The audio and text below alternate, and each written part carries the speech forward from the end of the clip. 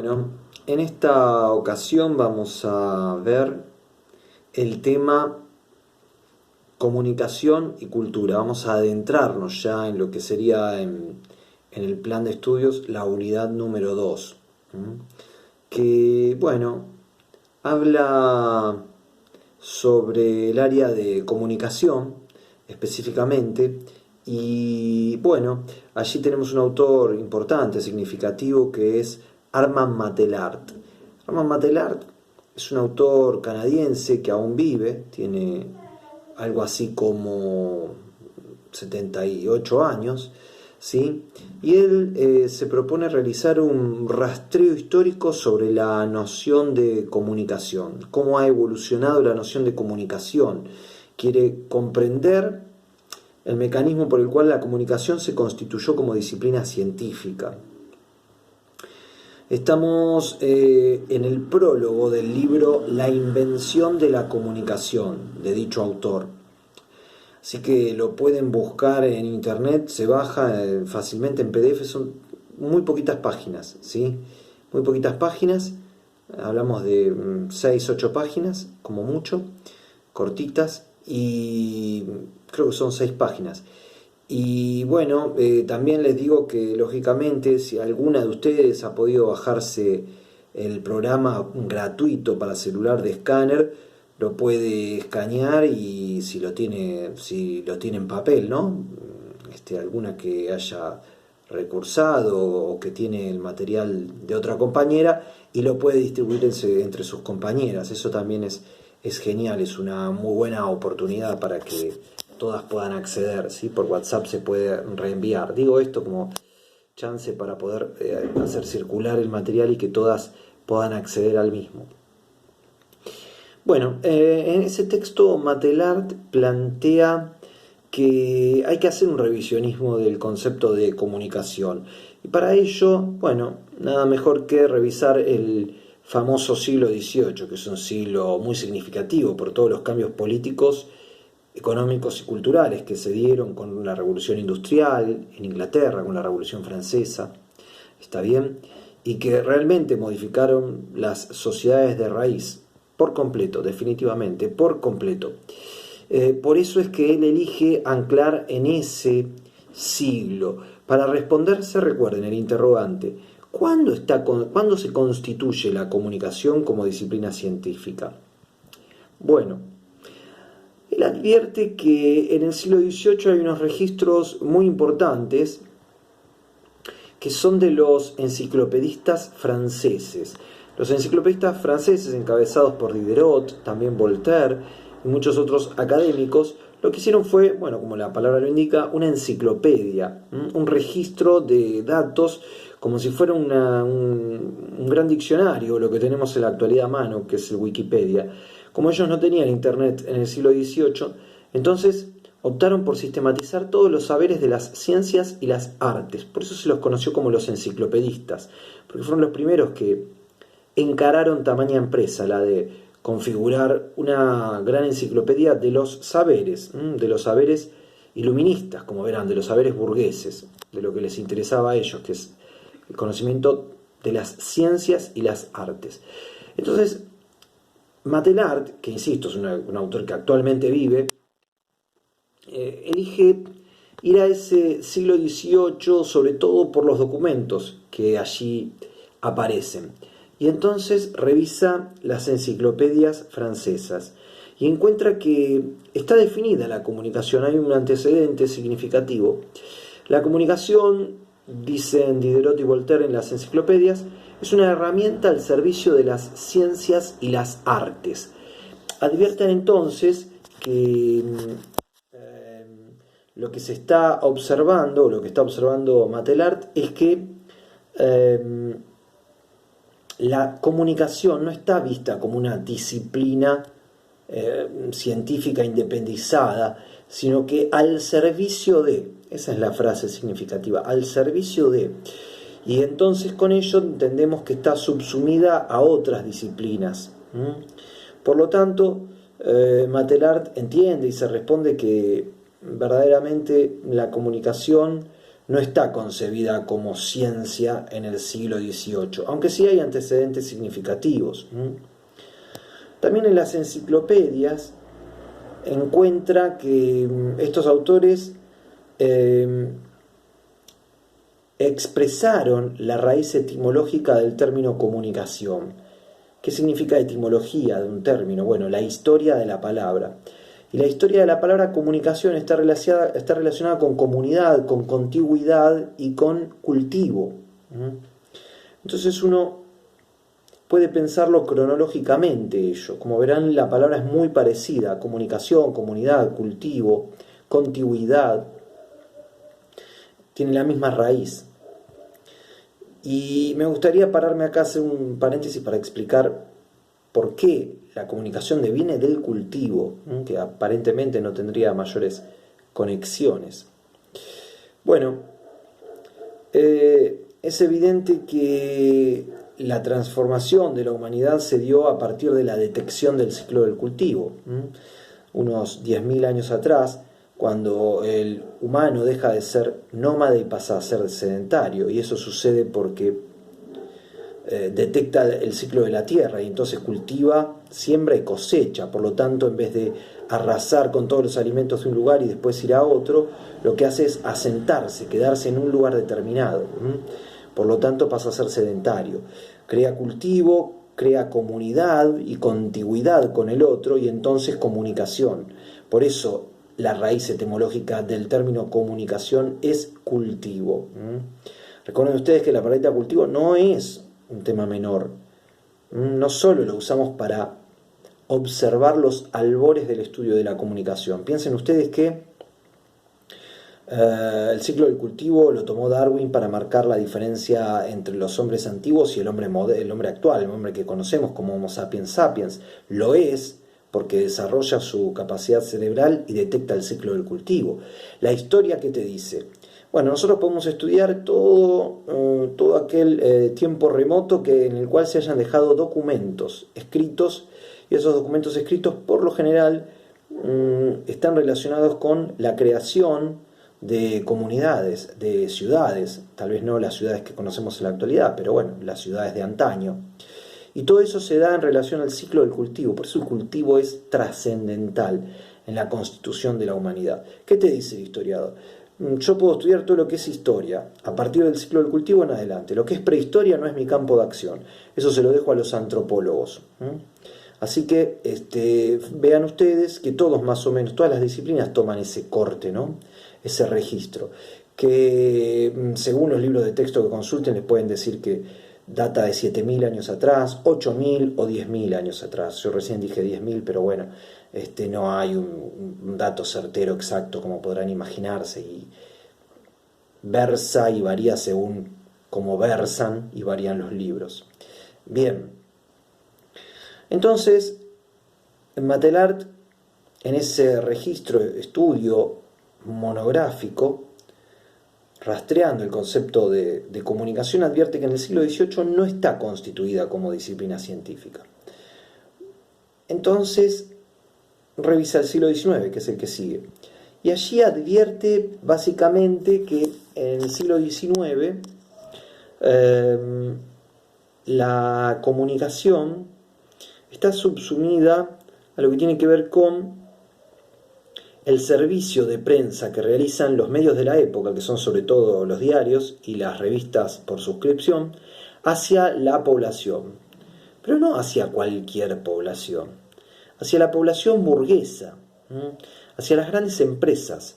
La información que brindan los periódicos no es hacia el proletario, pasa por alto al proletario. Ya empiezan los medios de comunicación, igual que en la actualidad, a dejar fuera del interés social a la clase obrera, proletaria, clase baja, como querramos llamarle, clase trabajadora, y en todo caso se ocupa de aquellas personas quienes, ponen el dinero para que los medios se sostengan, es decir, las corporaciones, las grandes empresas que pagan publicidad en esos medios y que reciben como, digamos, un proceso cíclico, la información que requieren. ¿Cuál es la información que requieren en el siglo XIX? Bueno, la burguesía, la información que requiere es la que está en torno de del comercio, ¿sí? Entendiendo que el comercio en el siglo XIX no es exactamente igual que como lo conocemos en el XXI. Fíjense ustedes que los periódicos de la época brindaban información climática, porque el medio más importante para comerciar es el vapor, el barco, y por lo tanto la burguesía necesita información climática para tomar decisiones respecto de hacia dónde dirigirse, comerciar. Y no solo información climática, sino que también información de tipo política y económica de los diferentes pueblos del mundo. Piensen por un momento que somos europeos, ¿sí? Y estamos pensando, o en todo caso pongámonos, como dice el antropólogo, en los ojos del otro, pongámonos en los ojos de los europeos, principios del siglo XIX. Las grandes corporaciones, textiles londinenses, por ejemplo, o de otro tipo, de Francia, de Italia, de España, están mirando con muy buenos ojos la independencia en los países de América, por ejemplo. Dicen, ¿qué es ese país lejano, remoto, que está en el sur de aquel enorme continente americano? Bueno, ese es Chile, ese es Perú, ese es Bolivia, ese es Argentina, ese es Uruguay, se están independizando. Y entonces requieren información que obtienen los periodistas en sus viajes en torno de qué tipo de sistema político y sobre todo económico se constituyen en esas nuevas naciones que están surgiendo, en esas incipientes naciones. ¿Para qué? Para comerciar, para dominarlos, como ha hecho históricamente, por ejemplo, Inglaterra, ya todos lo sabemos. Empiezan a comprarnos, porque saben que producimos en todo caso carne de primera calidad, empiezan a comprarnos la carne y nos venden después el producto manufacturado, nos compran materia prima y nos venden el producto manufacturado, carteras, zapatos, es decir, ganan, por supuesto, los países industrializados. Pero esos países industrializados y las grandes empresas privadas de esos países requieren información respecto de la seguridad política y económica de aquellos pueblos lejanos, como les parecen los de América del Sur o los del norte de África, con los que comercian muchísimo, e incluso con los oceánicos, Australia, Nueva Zelanda y las islas del Pacífico como Samoa, Tonga, Fiji y las Cook, porque con todos van a comerciar. Ni que hablar, por supuesto, con los países de Asia, que ya es un comercio milenario el que se da con las Indias, lo que llamaban las Indias. Hoy diríamos India, Indonesia, pero también Taiwán, Vietnam, Laos, Bangladesh, etcétera, etcétera. Necesitan saber los sistemas políticos y económicos y sobre todo lo que producen como materia prima. Ellos piensan, ¿qué producen todos estos países ignotos del resto del globo como materia prima? Comprémoselas y después la manufacturamos. Así se arman y se constituyen las grandes potencias, dominando y subyugando a los países emergentes y estudiándolos en profundidad. Y ese servicio lo brindaban, para retomar un poquito lo nuestro, los medios de comunicación. Los medios de comunicación, que son corporaciones, son empresas, empresas de diarios y revistas en el siglo XIX, y que por lo tanto son burgueses. Como reciben dinero por las publicidades de burgueses, brindan información, bingo, para los burgueses. Como dijimos, los medios de comunicación ya desde su surgimiento dejan por fuera al proletario.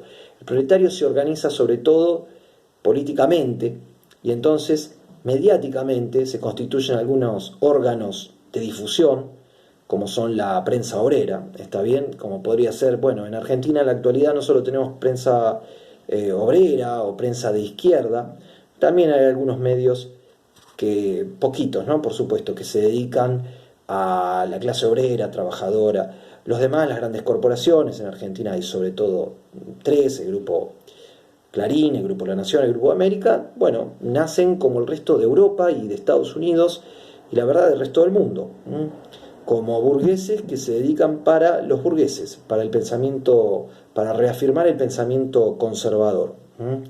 Esto es una de los preceptos que, como concepto de comunicación y cultura, quiero transmitir. Si bien tiene una carga ideológica significativa, aún ello es menester aclararlo para comprender cuál es la ecuación en Argentina y en el resto de los países.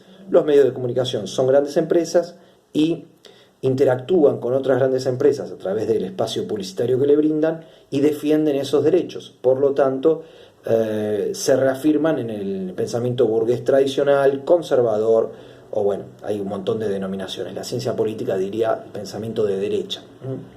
Así está dado el panorama y Argentina no es la excepción, sino que la regla, al igual que el resto del mundo. Piensen en O Globo en Brasil, en La Tercera en Chile, en el Grupo Cisneros en Venezuela, varios grupos en Estados Unidos como Fox, CNN, bueno, en fin. Entonces,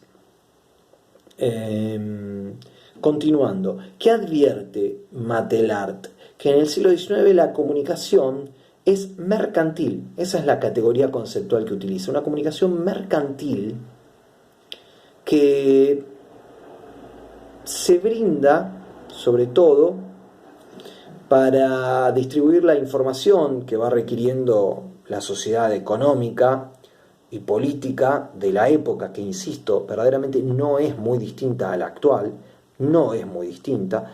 Brindan no solo información climática, como decía, y política y económica de otros pueblos y cultural, sino que información bursátil, ¿no? Financiera. Y por lo tanto, Matelart advierte que no hay un estudio sistemático, lógico y racional de la comunicación como para pensarla en el siglo XIX como una disciplina científica, sino que están los prolegómenos, digámoslo así, digámoslo de esa manera, pero todavía no está constituida como disciplina científica. Eso va a llegar recién, afirma Matelart, en el siglo XX. A principios del siglo XX emergen los medios de comunicación electrónicos. Es cierto que ya para 1895 aparece el cine, pero tal como lo conocemos, digamos un cine no documental, sino un cine arte, se desarrolla durante la primera década del siglo XX. También durante la primera década del siglo XX aparece la radio, con las primeras transmisiones en Estados Unidos en 1904. Y bueno, un poco más tarde, ya tardíamente, la televisión en 1936 en Inglaterra. Y entonces, bueno, podríamos nombrar 1990 Internet, pero ha quedado muy lejos respecto de los orígenes de la comunicación como ciencia, que es principios del siglo XX. Por lo tanto, con el avance, con el advenimiento, dirá Matelart, de los medios de comunicación electrónicos, insisto, cine, radio, televisión, en ese orden, bueno, mucho después Internet, y el estudio, y esto lo voy a decir despacito, aunque sé que lo pueden volver a ver el video, pero bueno, esto es una frase importante, el estudio sistemático del impacto de los mensajes masivos dirigidos al público genera un corpus teórico, un cuerpo de teorías que van a pensar a la comunicación como disciplina científica. Por lo tanto, en ese rastreo histórico, Matelart advierte y afirma que la comunicación, el estudio de la comunicación y cultura en forma científica o de manera científica, se constituye en el siglo XX, una de las últimas disciplinas científicas del campo social. Recordemos que durante el siglo XIX se constituye la antropología, la sociología, la psicología, la pedagogía, y bueno, y la historia ya estaba como disciplina humano-social, y la lingüística, digamos, el estudio sistemático de la lingüística ya es más de principios del siglo XX, y ahí nomás la comunicación, que es una de las últimas disciplinas, insisto, del área social en lograr el estatuto de ciencia. Así que Matelart responde ese interrogante afirmando que es en el siglo XX, para resumir, ¿no?, con el avance de los medios electrónicos y sobre todo el cuerpo de teorías que surgen de la comunicación y cultura, que esta disciplina se constituye como ciencia. No es casual que yo les dé en este momento el texto de Matelart, porque ese texto de Matelart nos permite enganchar todo el estudio de cultura y el rastreo de los siglos XVIII y XIX que venimos haciendo de cultura con lo que se viene, que es el estudio de la comunicación y cultura, que como recién acabo de decir, aparecen las primeras teorías a principios del siglo XX. Una vez que terminemos con el texto de Matelart, nos vamos a meter en las teorías específicas de la comunicación y cultura, con otro autor que se llama Mauro Wolf. Así que, para que tengan un poco, digamos, en claro cómo se constituye la materia, el programa, lo que sucede es eso, que vemos estudios de cultura, luego anexionamos los estudios de comunicación, pero en un orden histórico, cronológico. Veníamos siglo XVIII, XIX viendo, ya nos vamos a parar en el siglo XX, y entonces de aquí en más vamos a ver cómo tanto en Europa como en Estados Unidos desarrollan paralelamente estudios sobre la comunicación y cultura. Eso va a ser bastante interesante. El debate, la discusión, los intercambios que podamos o que debamos hacer sobre esos estudios de comunicación y cultura serán y quedarán lógicamente para el foro virtual de nuestra institución o de la plataforma de nuestra institución. Si tienen algo para aclararme, por la mensajería interna de nuestra institución. Yo diría, no me escriban por mail, estoy recibiendo muchos mensajes por mail porque la directora de estudios pide que utilicemos la plataforma y eso es lo que corresponde. Por eso, por favor, escríbame por mensajería interna. No terminé con el texto de Matelart. La próxima clase vamos a seguir con una parte más, porque él define a la cultura y es bastante largo como lo define. Así que eso va a ser tiempo de otra clase, ¿no? De otro video. Esa es la palabrita que estaba buscando. Así que la vamos a seguir la próxima. Y ahora en el foro voy a poner unas consignas para que ustedes puedan responder sobre el texto de Matelart, sobre todo sobre la primera parte, porque Matelart también relaciona los conceptos de comunicación y religión. Yo no se los comenté hasta ahora en este video, quería dejarlo un poco para el cierre, porque Matelart advierte que la comunicación ya durante fines de los siglos XIX y principios del siglo XX, sobre todo con el advenimiento de los medios electrónicos, empieza a ocupar el lugar que antaño ocupaban las religiones. ¿Por qué? Y bueno, fíjense ustedes, situémonos a mediados del siglo XIX, en cualquier pueblito de Europa, de Estados Unidos, de Canadá o del resto de Sudamérica, Centroamérica, África o Asia. Fíjense ustedes, las iglesias, sin importar la religión que fuere, está bien, en los países anglosajones, sobre todo protestantes, reunían a las personas y les comunicaban aquellas novedades que sucedían al seno de la comunidad. Bueno, con el avance de los medios electrónicos, como se imaginarán, estos medios fueron cubriendo y supliendo el lugar que tenían las iglesias, y entonces nos informamos a través de los medios. Por lo tanto, Matelart encuentra un punto de contacto entre la comunicación y la religión. Dirá Matelart, bueno, hoy quien está excluido de la sociedad, supongamos una persona que vive en una montaña, por tomar un ejemplo rápido que me surge ahora, entonces no solo está excomulgado de la comunidad, que es un término religioso, era excomulgado aquel quien era un hereje, ¿no? Quien no respetaba los cánones de determinada religión, sino que también está excomunicado. Aprovecha el término histórico de excomulgado de la religión y lo utiliza para pensar a aquel quien no se informa a través de los medios de comunicación, que prácticamente son excepciones en el mundo, porque todos estamos globalmente comunicados. Así que sigue utilizando las relaciones entre comunicación y religión allí, jugando con los términos de excomulgado y excomunicado. Me gustará en todo caso, porque ya se está haciendo muy largo el video, seguir este debate sobre comunicación y religión a través del foro virtual. Así que seguramente lo plasmaré y lo elaboraré a través de una consigna. Así podemos tener continuidad en el intercambio y sobre todo puedo leerlos, que es lo que más me gusta. de las clases. Créanme que lo que más me gusta es interactuar con ustedes en el foro. La grabación, bueno, es algo que hay que hacerlo para poder dar la clase, pero me encanta leer qué escriben y cómo se expresan. Así vamos evaluando en proceso, que es la única herramienta que tenemos en este momento de aislamiento social, que hay que seguir respetándolo, por supuesto.